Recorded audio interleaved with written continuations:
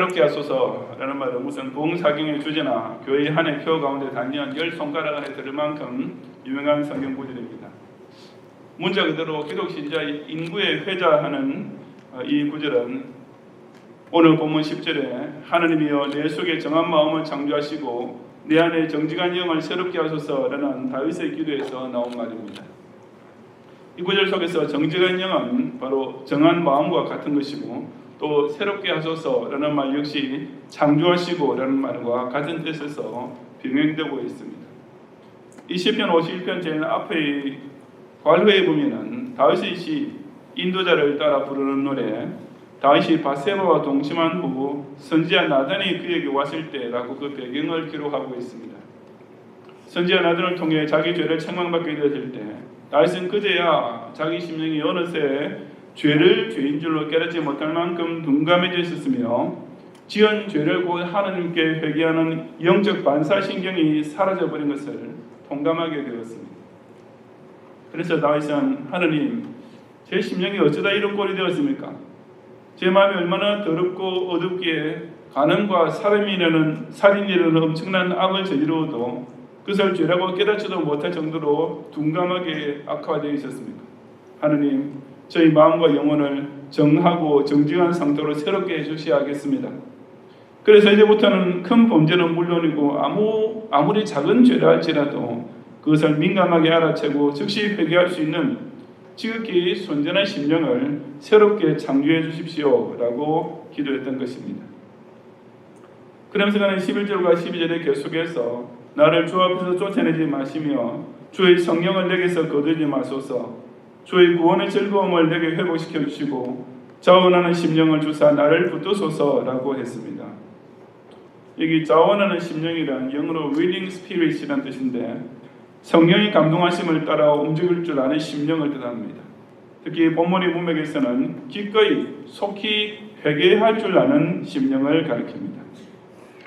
즉 그에게 회개하는 심령이 돌아옴으로써 그를 쫓아내지 않으실 하나님께로부터 용서받는 구원의 즐거움을 누리게 해달라고 기도했던 것입니다. 그리고 이제 13절 이하에 보면 그리하면 이라는 말로 구절들이 계속 끝까지 이어지고 있습니다. 즉 10절부터 12절까지 강구한 대로 새롭게 되는 은혜를 받게 되면 그 다음에 나타나게 될 구체적인 변화의 삶이 어떤 것이 될지를 보여주는 내용이 오늘 본문에서 시작되는 것입니다. 정말 오랜만에 오프라인으로 다시 재개하게 된 이번 전국 여중대 수련의 주제는 우리가 나라를 새롭게 하자입니다. 좀 거창하게 들릴 수도 있고 또 정치적 색채가 진하다고 오해될 여지도 있는 줄 알지만 저는 이것이 목화 대한민국에 살고 있는 기독 신자에게는 너무나 절실하고도 반드시 해결해야 할 급선무라고 확신하는 가족에게 이 주제를 정했습니다. 하지만 신자가 진정 조국을 새롭게 하기 위해서는 그 전에 먼저 해야 할 일이 있습니다. 바로 수신, 제가, 치국, 평천하라는 말 그대로 먼저 자기 자신부터 새롭게 해야 합니다. 본인의 영적 문제부터 해결하지 않고 나라를 새롭게 만들겠다는 것은 오직 어불성설이요 위선일 뿐이며 그런 가족에게 치국 평천을 하고자 하는 기독 신자는 먼저 자기 자신부터 돌이켜보면서 영적 수신부터 해야 마땅하기 때문입니다. 3년이나 끌었던 기나긴 팬데믹의 안목이 진정되고 소위 포스트 코로나 시대가 시작되는 이때 누구나 다 무언가 새롭게 되기를 소망하고 있을 이 시점에 저는 먼저 정한 마음과 정직한 영으로서 죄사함 입은 성도에게 나타나게 되는 새로운 삶이 과연 어떤 것인지를 함께 상고해 보고자 합니다. 첫째, 죄사함 입은 성도는 전도의 힘을 발휘하는 새로운 변화를 나타냅니다. 우리 본문 13절을 다 같이 함께 봉독하겠습니다. 그리하면 내가 범죄자에게 주의 도를 가르치리니 죄인들이 주께 돌아오리이다. 아멘. 다윗은 그전에도 분명히 전도를 많이 했을 것입니다. 하지만 그가 바세바와 동침하는 죄를 저지른 후에는 다른 죄인에게 전도할 면목이 설 수 없었을 것이 분명합니다. 자기가 살인하고 간음했는데 어떻게 다른 살인자나 간음자를 향해 당신은 죄인이요 라고 일깨워주면서 회개하라고 말할 염치가 있었겠습니까? 하지만 다윗 자신이 일단 회개하고 용서받게 된 후에는 상황이 전혀 달라질 것이었습니다. 그는 주의 도, 즉 무엇이 죄이고 왜 회개해야 하며 어떻게 용서받을 수 있는지를 가르쳐주는 하나님의 도를 이제 당당하게 다른 범죄자에게 가르쳐줄 수 있게 되었습니다. 그것은 이론적인 전도가 아니라 체험적인 전도가 되는 까닭에 또한 죄인들이 주께 돌아오는 역사가 나타나게 될 힘있는 전도이기도 했던 것입니다. 이처럼 죄 용서받는 것을 자신이 실제로 체험하게 된 사람은 그 충만한 기쁨으로 인해 그 놀라운 복음의 도를 남에게 전하지 않고는 살 수 없는 불가항력적인 충동을 받게 됩니다. 한 번이라도 스스로 죄 용서의 감격을 정말 맛본 사람은 만나는 사람마다 아니 찾아다니면서 전도하지 않을 수 없게 되어 있는 것입니다. 왜냐하면 사람은 누구나 다 본인이 직접 처음 해본 혐이 있으면 누구나 남에게 말하지 않고는 정말 입이 근질거려서 견딜 수 없는 본능을 가지고 있기 때문입니다. 제가 결혼 직후 미국에 갔을 때 첫 해에는 세탁소에서 와이셔츠를 빠는 아르바이트를 하면서 당시 아직 대학교 4학년이었던 제 아내의 학업을 뒷바라지하고 있었습니다. 그때는 정말 지지리도 가난했기 때문에 중고차도 살 수 없는 형편이어서 자전거 한 대 사가지고 출퇴근을 하고 있었습니다. 저는 뭐 장인 장모님께서 설마 중고차 한 대 정도는 사주시겠지 했던데 지난 절대없는 기대였습니다. 그런데 어느 날 그 자전거를 타고 출근하는 길에 길가에 주차했던 차의 운전자가 갑자기 문을 여는 바람에 제 자전거가 거기 부딪히면서 제 몸이 공중에 붕 떴다가 떨어졌는데 공교롭게도 뒤에서 따던 차에 다시 한번 공중에서 충돌했습니다. 그렇게 땅바닥에 떨어졌는데 정신을 차려보니 상반신은 멀쩡한 것 같은데 하반신 쪽은 아무 감각도 없고 엄청난 고통만 느껴지는 것이었습니다. 그래서 그 와중에 저는 하나님 감사합니다. 상반신이라도 안 다치게 되셔서 정말 감사합니다 하고 속으로 기도를 올렸습니다. 몇 분 후에 앰뷸런스가 현장에 달려왔고 병원 응급실로 실려갔는데 다행히 허벅지와 종아리에 약간의 찰과상 그리고 발목 부근에 좀 심한 찰과상이 있었을 뿐 뼈가 부러지는다든지 하는 중상은 없었습니다. 그리고 시간이 좀 지나니까 통증도 점점 사라지고 하체의 감각도 조금씩 돌아왔습니다. 단 한 가지 문제는 제 왼쪽 무릎이 구부러지지 않는 것이었습니다. 그런데 미국 의사는 그래도 약간 삐었을 뿐이니 시간만 지나면 나을 것이라 해서 그냥 집으로 돌아왔는데 한 주일이 지나도 조금도 차도가 없었습니다. 무릎이 그냥 일자로 조금도 구부러지지 않는 것입니다. 한 주일 후에 다시 병원에 갔더니 의사가 제 다리를 이렇게 저렇게 두드려보고 또 막 이리저리 흔들어보고 꺾어보고 하더니 아프냐고 묻기에 아프다고 그랬더니 무슨 치료는 거 사고 약 처방도 해주지 않고 또 그냥 집에 가서 한 주일 더 있다가 다시 오라는 것이었습니다.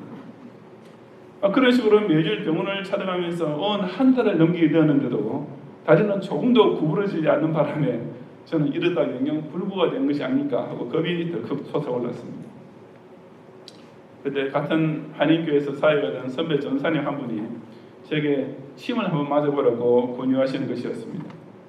저는 그때까지는 한방침술을 전혀 신뢰하지 않던 뭐가 민간요법 정도로만 생각하는 사람이었습니다. 아니 뭐 침 끝에다가 무슨 약이라도 발라서 하는 거라면 그래도 어떤 효과가 나타날 수 있을 것 같은데 그것도 아니고 말이죠. 그냥 맨침을 가지고 여기저기 사람 살 같아 쿡쿡 찌르는 것뿐인데 그게 도대체 무슨 치료가 될 수 있을까? 도저히 믿을 수가 없었던 것입니다.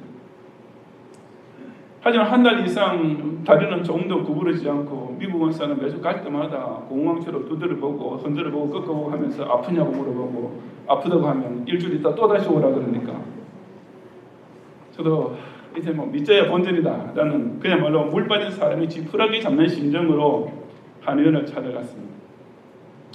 그리고 무릎 주변에 한 20대쯤 되는 침을 맞은 후에 한의사가 한번 무릎을 구부려 보라고 하기에 구부려 보았더니 무릎은 전혀 꿈쩍도 안 했습니다. 그 한의사도 약간 당황한 기색을 보이면서 또 미국 의사하고 똑같이 일주일 후에 다시 오라는 것이었습니다. 그래서 저는 역시 침이라는 내가 진료했듯이 사꾸라구나 하고 크게 실망하면서 물론 일주일 후에 다시 올 생각은 꿈에도 하지 않고 집으로 돌아왔습니다. 그런데 말입니다. 세상에 집에 와서 한 30분 있으니까 지난 한 달 내내 꿈쩍도 하지 않던 그 무릎이 갑자기 거짓말처럼 정확하게 90도, 많이도 들도 아니고 들도 아니고 딱 90도까지 꺾여지는 것이 아니겠습니까? 그래서 제 심정이 어떻겠습니까? 문자 그대로 제 몸에서 신유의 기적이 일어난 겁니다. 그래서 당장 한의원에 전화해서 지금 무릎이 90도까지 구부러졌습니다. 감격에 찬 목소리로 보고하니까 그 한의사는 아마 속으로는 그러면 그렇지 그랬겠죠. 근데 이제 내색을 안 하고 당연하다듯이 그러니까 일주일 후에 다시 사무원 오십시오 그런 겁니다. 그래서 저는 이제 일주일 후에 당연히 일주일 후에 정확하게 일주일 후에 다시 가서 한 번 더 침을 맞았는데 그때도 침 맞고 집에 와서 한 30분 침대에 누워 있으니까 그 90도까지 구부러진 게 180도까지 완전히 접히는 것이었어요. 그대로 제가 어떻게 됐겠습니까? 전 주위 사람들이 그렇다면 침 맞아보세요. 침전도 하는 사람들이었습니다. 왜냐하면 저 자신이 맞아보고 그 맛을 아는 사람이 되었기 때문입니다. 이처럼 우리는 자기가 직접 효능을 겪어본 일에 대해서는 그 누구에게나 절로 권유하는 말이 나오게 되어 있으며 또한 확신을 가지고 소개할 수가 있습니다. 우리 복음 전도 역시 마찬가지가 아니겠습니까?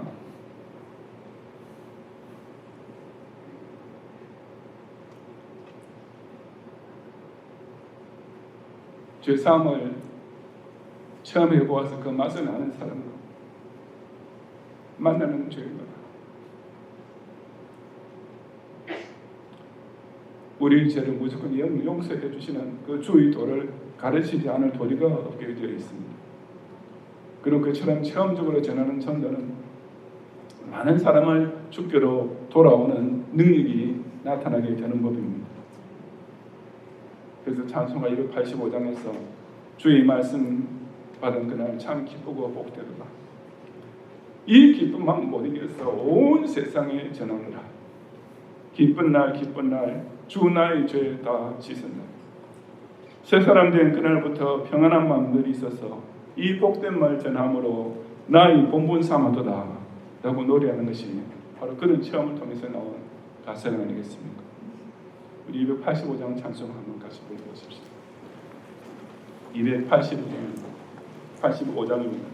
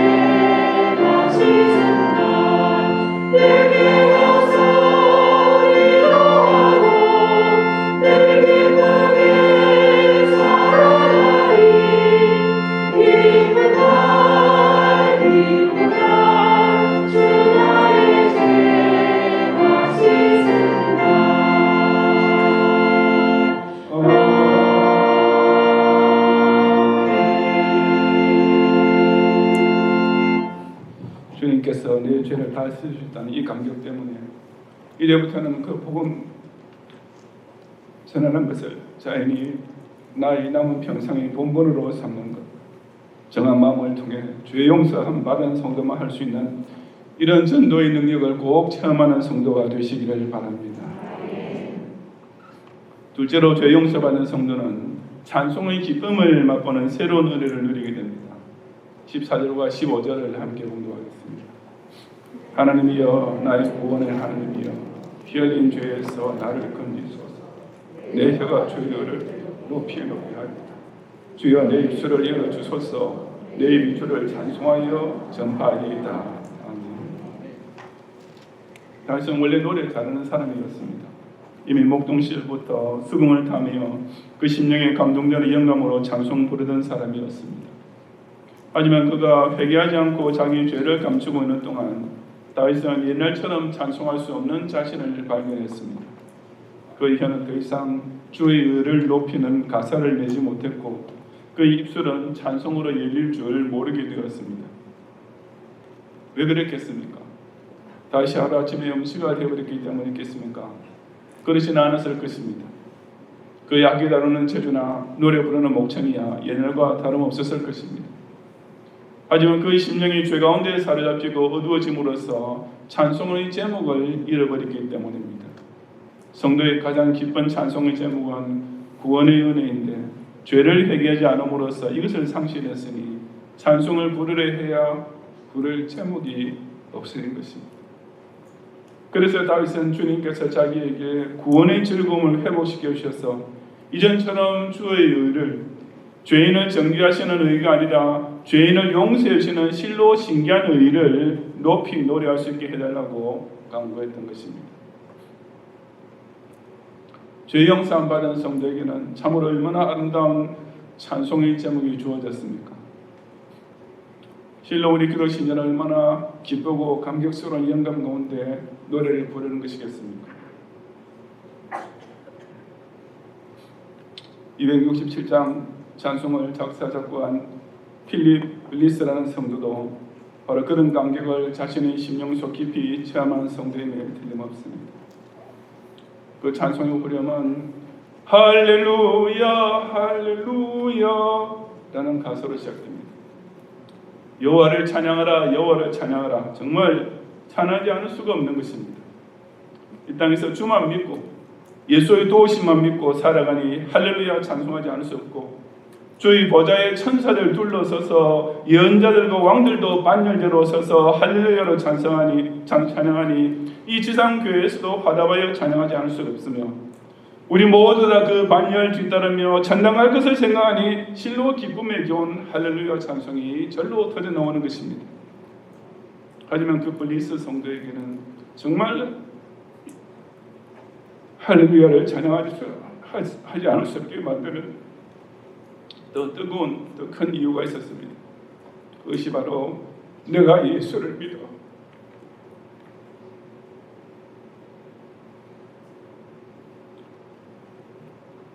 그의 흘리신 피로 내 죄 씻었네 라는 이유 때문이었습니다. 그런 후렴에서 할렐루야 할렐루야라고 부를 때는 가장 높은 음성에다가 힘찬 박자를 붙였습니다. 할렐루야는 의미 그대로 여호와를 찬양하라는 가사는 당연히 그렇게 밖에 달리 부를 길 없는 것 아니겠습니까? 하지만 그가 자신의 그런 기쁜 할렐루야 가사로 찬양할 수 있게 된 이유를 생각하게 되죠. 모르겠습니다만 그 블리스 성도는 본동곡이 뭐였는지 내가 예수를 믿어 그의 흘리신 피로 내 죄 씻었네. 점점 더 음도 낮아지고 박자도 차분해지고 있습니다. 저는 물론 이 찬송을 작사 작곡하신 그분에게 직접 물어보지는 못했지만 아마도 그가 이 찬송을 지을 때 그의 심령에 느끼는 감동이 바로 그랬길래 이 찬송의 후렴이 이런 곡조가 되지 않았나 제 혼자서 짐작해 봅니다. 그는 그처럼 감격에 넘치는 가사를 도저히 한 번 부르고 끝낼 수가 없었습니다. 그래서 그는 매 절마다 그 가사를 반복해서 5번 부르려고 일부러 후렴 가사에 넣었던 것 같습니다. 아니 그 후렴마저 두 번이나 같은 가사를 반복하여 부르게 함으로써 도합 10번을 할렐루야 할렐루야 내가 예수를 믿어 그의 흘리신 피로 내 죄의 씻은 내라고 부르도록 찬송을 지었던 것입니다. 죄 용서 맛보아하는 성도에게는 이보다 더 아름다운 찬송의 제목이 있을 수가 없기 때문입니다.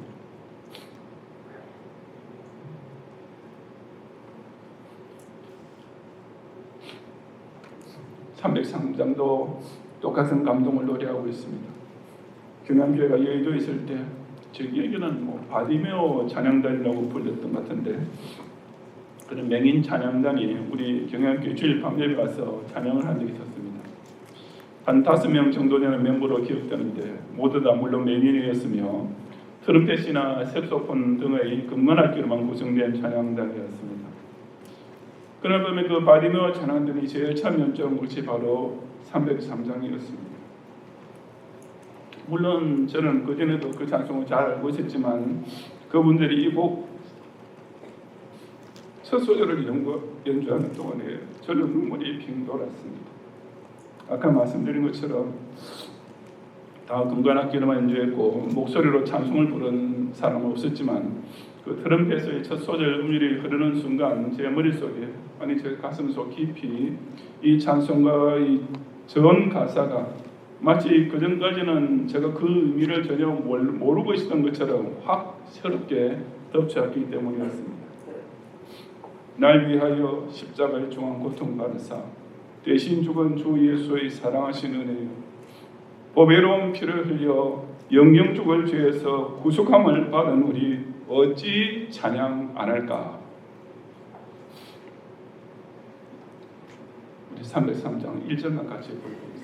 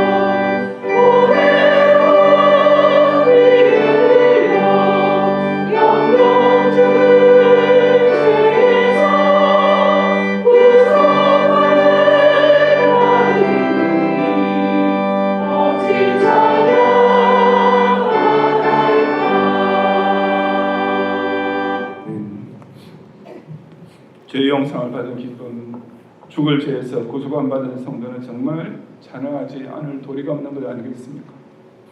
정직한 영이 새롭게 되어 죄의 용서함 받게 된 중생인이 아니고서는 이 세상에 그 어떤 훌륭한 지휘자나 연주자나 선언가라 할지라도 결코 부를 수 없는 이 감격스러운 찬송의 기쁨을 꼭 새롭게 체험하는 성도가 되시기를 바랍니다. 실제로 속죄함 얻은 성도는 예배의 감격을 뜨겁게 체험하는 새 삶을 연결하게 됩니다. 16절부터 19절까지 함께 봉독하겠습니다. 주께서는 제사를 기뻐하지 아니하시나니 그렇지 아니하면 내가 드렸을 것이라. 주는 번제를 기뻐하지 아니하시나이다. 하느님께서 구하시는 제사는 상한 심령이라. 하느님이여 상하고 통회하는 마음을 주께서 멸시하지 아니하시리이다. 주의 은택으로 시온의 산을 향하시고 예루살렘 성을 쌓으소서. 그때 주께서 의로운 제사와 번제와 온전한 번제를 기뻐하시리니 그때 그들이 수소를 주의 제단에 드리리이다. 아멘. 바세바와 범죄 이후에도 당신이 여전히 성소에 드리던 정기예배에 참석은 했겠지만 그것이 결코 하나님께 상달되지는 못하는 형식적 제사였음을 다윗 스스로도 잘 알고 있었습니다. 왜냐하면 그 제사에는 결정적인 제물, 바로 상한 심령, 즉 자기 죄를 통해 자부하는 심령의 제물이 빠져있었기 때문이었습니다. 아무리 좋은 손이 양인이 해서 바쳐도 이 필수적 제물이 결핍되는 한 하나님께서는 그 제사를 기뻐하지 아니하시고 그 번제를 기뻐하지 아니하시는 것을 그 누구보다도 다윗 자신이 스스로 자기 양심으로 느낄 수 있었던 것입니다. 하지만 상하고 통회하는 마음, 그 진정으로 회개하는 심령이 제물로 함께 들었을 때는 모든 상황이 완전히 뒤바뀌게 될 것이었습니다.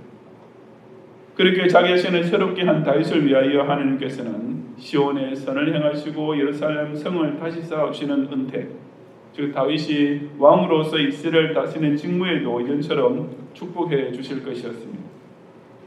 그리고 무엇보다도 그런 다윗의 상한 심령을 멸시하지 아니하시고 그가 드리는 제사를 의로운 제사, 온전한 제사로 인정해 주시면서 이제부터는 다윗이 드리는 수소의 번제도 이전과는 달리 기뻐하시면서 받으시게 되었던 것입니다. 사실 상한 심령이라는 것은 하나님 보시기 오히려 귀찮아해야 마땅한 것 아니겠습니까? 하나님의 어로신 말씀에 빗나간 죄, 그 율례의 기준에서 벗어난 죄를 지은 인생이 그 추한 모습을 내어놓고 당신 앞에 나온다는 것은 하나님으로서는 오히려 성가시고 귀찮고 더럽고 멸시해야 할 모습이 아니겠습니까? 그럼에도 불구하고 우리 하나님께서는 그처럼 지저분한 모습으로 상해 있고 그처럼 더러운 모습으로 애통하고 있는 저와 여러분을 절대로 멸시하지 않으시는, 정말 놀랍고도 신기하기 짝이 없는 성품을 소유하고 계십니다. 그것이 바로 본문 1절에 기록된 주의 인자와 주의 많은 긍휼의 성품인 것입니다. 성자 예수님께서 바로 그런 하나님의 신기한 인자의 성품을 죄인에게 베풀으시지 않으셨습니까? 예수님께서 시몬이라는 바리새인 집에서 식사하고 계실 때 그 동네에 죄인인 한 여자가 예수님을 찾아와 그 발 아래 엎드려 눈물을 흘리고 머리털로 예수님 발을 씻고 거기에 입맞추며 향유를 부었습니다. 그때 예수님을 청했던 바리새인 시몬은 속으로 이 사람이 만일 선지자에 들으면 자기를 만지는 이 여자가 누구며 어떠한 자, 곧 죄인인 줄 알았으리라 하고 했습니다. 이 말은 이 예수라는 사람이 만약 진짜 선지자라면 지금 자기 앞에 엎드리는 이 여자가 죄인, 이 동네에서 잘 알려진 창녀인 줄을 알았을 텐데 그것도 모르고 저렇게 온갖 불경스러운 스킨십을 태연하게 받고만 있구나 라고 경멸하는 뜻이었습니다. 그때 예수님께서 그 바리새인에게 뭐라고 말씀하셨습니까? 어느 빚주는 사람이 자기에게 500데나리온 빚진 사람과 50데나리온 빚진 사람을 둘 다 탕감해 주었다면 그 둘 중에 그 탕감해 준 사람을 누가 더 사랑하겠느냐라고 질문하셨습니다. 시몬이 영문도 모르고 그야 뭐 더 많이 탕감해 준 사람이겠죠, 더 많이 탕감받은 사람이겠죠 라고 대답하니까 예수님께서는 내 말이 옳다라고 하시면서 죄사함 받은 것이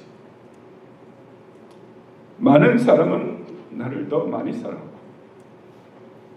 죄사함 받은 것이 적은 사람은 나를 더 적게 사랑한다 라고 하셨습니다. 그런 후에 이 여자는 죄사함 받은 것이 많기 때문에 나를 청해놓고도 푸대접하는 시몬과는 달리 이처럼 내게 많은 사랑을 나타내고 있는 것이다 라고 하시면서 그 여자에게 내 죄사함을 받았느니라 평안히 가라고 하셨습니다.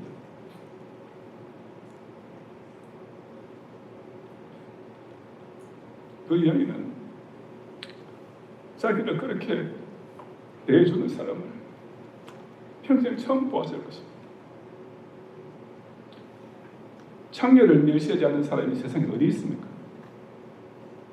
특히 바리새인처럼 경건하다고 하는 사람은 두말할 것도 없고 온 동네 사람이 다 그녀를 멸시했을 것입니다. 아니 온 동네 꼬마들까지도 그 여인이 길 가면 지나가면 돌멩이를 던지고 욕을 퍼붓고 하지 않았겠습니까? 그래서 성경에 그 여인의 이름도 나오지 않고 그냥 그 동네의 죄인인 한 여자라고 한 것입니다. 왜냐하면 그 여인은 평소에도 동네 사람으로부터 무슨 이름으로 불리지 않고 그냥 그 죄인 여자 하면 다 통했기 때문입니다. 즉 죄인이 그녀의 대명사가 되었던 것입니다.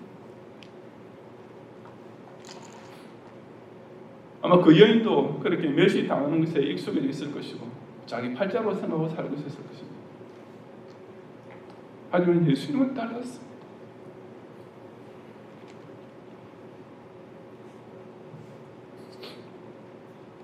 예수님께서는 그처럼 모든 사람이 당연히 멸시해야 할 대상으로만 여기고 있던 그 여인을 조금도 멸시하지 않으시고 오히려 내 죄 사함을 받았느니라 평안히 가라 하고 축복해 주셨습니다. 왜냐하면 그 여인은 예수님 앞에 자기 죄를 회개하는 마음으로 나왔기 때문이었습니다. 그녀가 예수님 발밑에 엎드려 눈물을 흘리고 머리털로 닦고 입을 맞추고 향유를 부은 것은 바로 그녀가 예수님께 올린 개인적인 속죄 제사나 마찬가지였습니다. 그리고 예수님은 그처럼 당신께 통회하고 자부하는 마음으로 나오는 죄인을 절대로 멸시하지 않으시는 성자 하나님이셨기 때문입니다. 사람은 죄인이라면 멸시하는 것이 당연하다고만 생각하지만 우리 하나님은 정말 신기하게도 정반대로 회개하는 죄인은 그 누구라도 그 어떤 경우에도 조금이라도 절대로 멸시하지 않으시는 참으로 신기한 인자와 긍휼의 성품을 가지고 계시는 분이신 것입니다.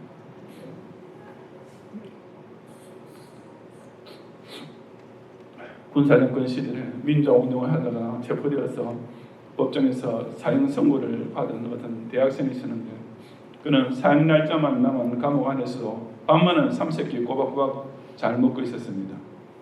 그러다가 대통령의 특사를 받아 형이 면제되고 추록할 날짜를 기다리게 되었습니다. 그런데 바로 그날부터 그 학생은 밥을 먹지 못했다고 했습니다. 왜냐하면 너무나 기뻤기 때문입니다. 죽음의 두려움조차 자기 밥맛을 빼앗아가지 못했는데 삶의 기쁨은 밥 먹을 생각조차 들지 않은 정도로 훨씬 더 감격했던 것입니다. 부당한 사형 선고를 받았으니 사실 특사를 받는 것이 오히려 당연한 경우에도 그런 정도였다면 하물며 정말 그저 죽어 마땅했던 우리가 하나님께로부터 그 죄를 용서받게 될 때야 어떠하겠습니까? 꼼짝없이 지옥 가게 되어 있었는데 아무 이유도 아무 조건도 없이 그저 예수 그리스도의 십자가 공로로 특사를 얻어 천당 가게 된 것을 정말 확신하는 성도라면 그 생의 기쁨을 도대체 어디다 비길 수가 있겠습니까? 바로 그 감격이 저와 여러분이 오늘 교회를 통해 하나님 앞에 모여 예배드릴 때 나누게 되는 가장 큰 은혜입니다. 교회는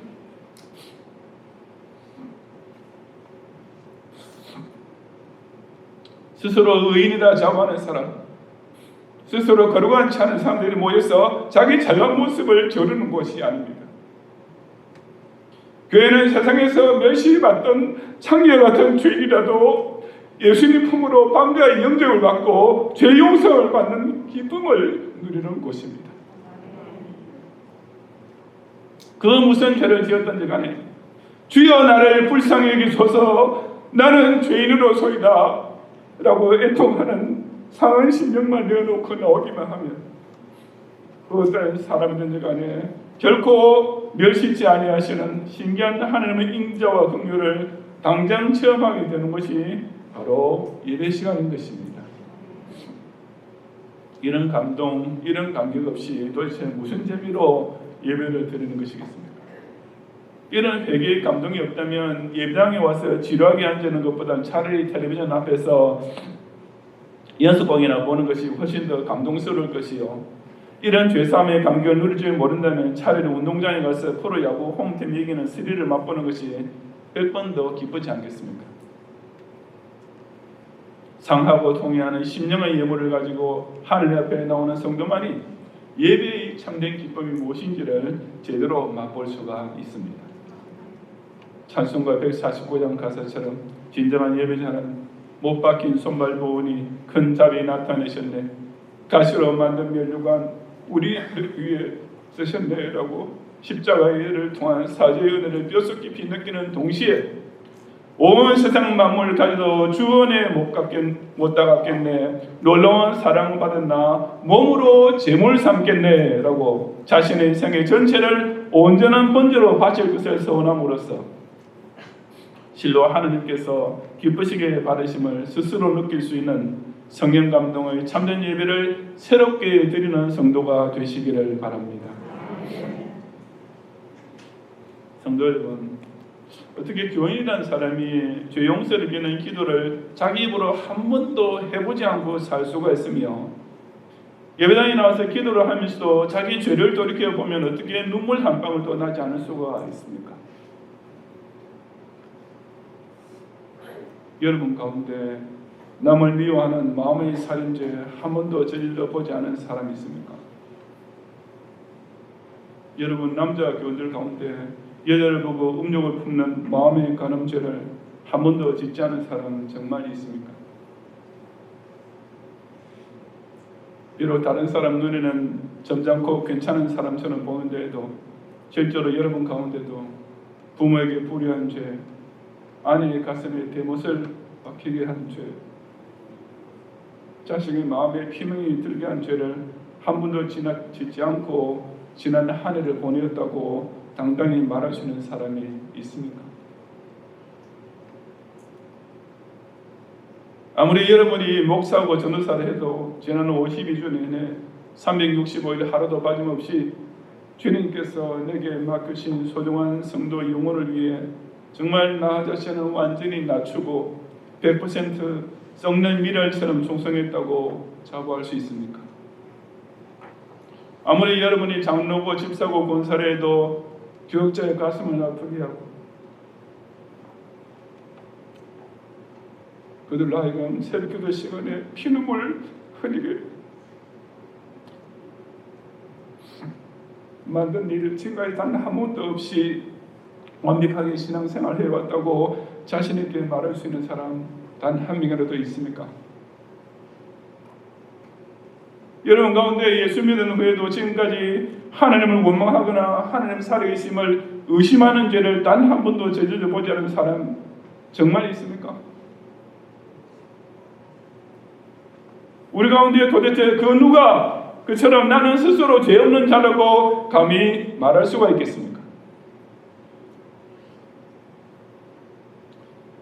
그런데 정말 놀라운 것은 바로 그런 저와 여러분의 죄, 자기 양심으로 결코 부인할 수 없는 그 분명한 죄가 한순간에 깨끗이 씻겨집니다. 여러분 믿으십시오. 진짜입니다. 이거.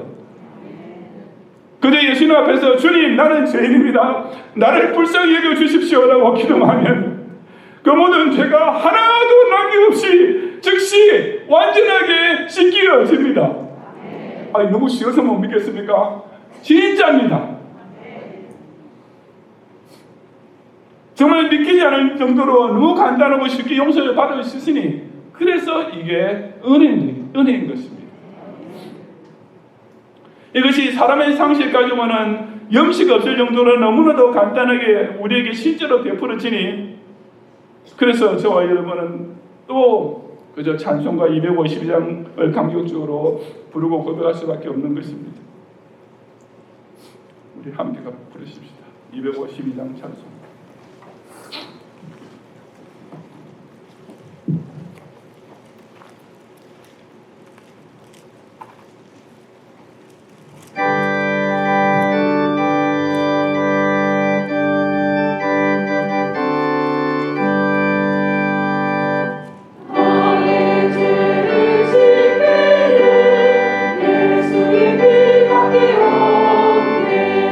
다시 정케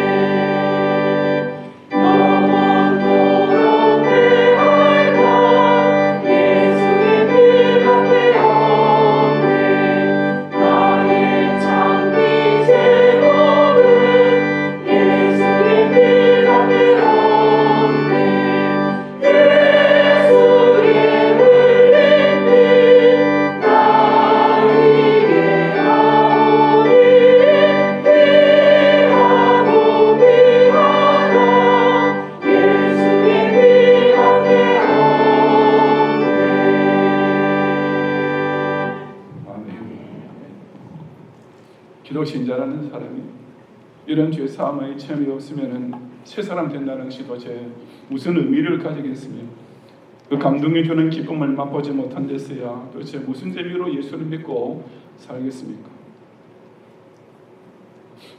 군대에서 병사가 자신을 적군의 직사화기는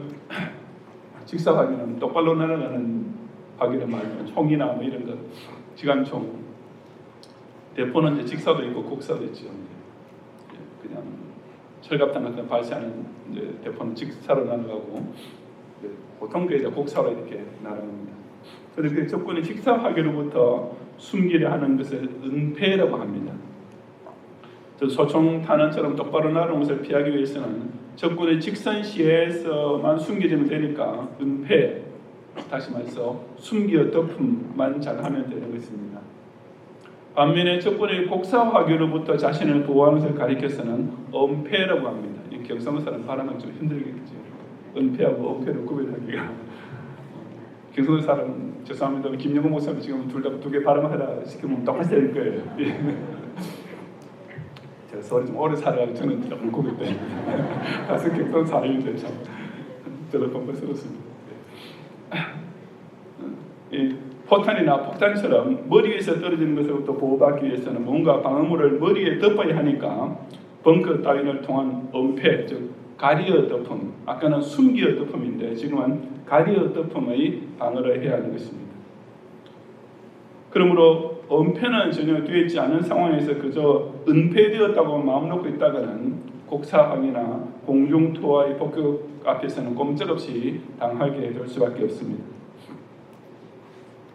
내 죄가 직선으로밖에 볼 줄 모르는 사람의 눈으로부터 가려져 있다고, 즉 은폐되어 있다고 해서 아무 문제 없는 줄로 착각하면 바로 그 꼴이 됩니다. 왜냐하면 하나님의 눈은 우리의 모든 일거수일투족을, 모든 죄를 저 위에서 하나도 빠짐없이 다 내려다보고 계시기 때문입니다. 그 앞에서 우리의 죄는 사람 앞에서 은폐할 수 있는 죄라 할지라도 하나님 앞에서 은폐를 할 수는 없는 것입니다. 조금이라도 숨기거나 가릴 재간이 없습니다. 오직 예수 그리스도의 십자가만이 그를 우리 죄를 덮어주시고 하나님의 공의로운 심판의 무서움으로부터 보호해 주시는 것입니다. 여러분께서는 혹시 아직까지 하나님 앞에서 숨기려 하고 있는 죄가 없습니까? 세월이 흐르면서 사람 앞에서는 완전히 감추어졌다고 해서 하나님조차 보지 못하고 계실 것이라고 착각하고 있는 죄는 없습니까? 기독교에서는 천주교처럼 신부 앞에서 일일이 부끄러운 고해 성사 따위는 하지 않아도 된다고 해서 아예 마음 턱 놓고서 하나님께도 찾아가서 아뢰지 않은 숨은 죄, 아니 이제는 고백할 기억조차 사라져버린 미결의 죄가 혹 남아있지는 않습니까? 디모데전서 5장 14절은 어떤 사람들의 죄는 밝히 드러나 먼저 심판에 나아가고 어떤 사람들의 죄는 그 뒤를 따르나니 라고 말씀했습니다. 하나님께서는 당신 앞에 자고 회개하는 사람의 죄는 다른 사람 앞에서 친히 덮어주십니다. 하지만 사람이 자기 죄를 당신 앞에서까지 숨기려 할 때 하나님께서는 반드시 그 사람 죄의 뒤를 따라가서 결국에는 밝히 드러나게 하시는 분이라는 사실을 두려워할 줄 알아야 합니다. 그러므로 저와 여러분은 죄를 지은 후에 하나님 낯을 피하여 숨으려 하는 아담의 은폐 행위를 따르지 말고 그 대신 십자가로서 우리 모든 죄를 가리어 완전히 덮으시는 우리 예수님의 은폐의 은혜를 입어야만 하는 것입니다. 우리 각자는 모두 다 변명할 여지 없는 죄인임에 예외가 없습니다. 하지만 우리는 또한 이제는 예수 그리스도로 말미암아 그 죄의 사함을 받고 이미 완전히 거룩하고 의롭게 된 옛날 죄인입니다. 정한 마음과 정직한 영을 새롭게 함으로써 숨은 죄를 내어놓고 회개하며 그래서 죄 용서함의 은총을 받아 절로 힘써 전도하며 뜨겁게 찬양하며 기쁨으로 예배하게 되는 새 삶의 기쁨과 감격을 저 하늘의 거룩한 시온에 서게 되는 그날까지 각자 섬기는 지상교회에서 기도 시간마다 예배 시간마다 충만히 누리는 모든 전국 여전도회 회원과 성도들이 되시기를 주님의 이름으로 축원합니다.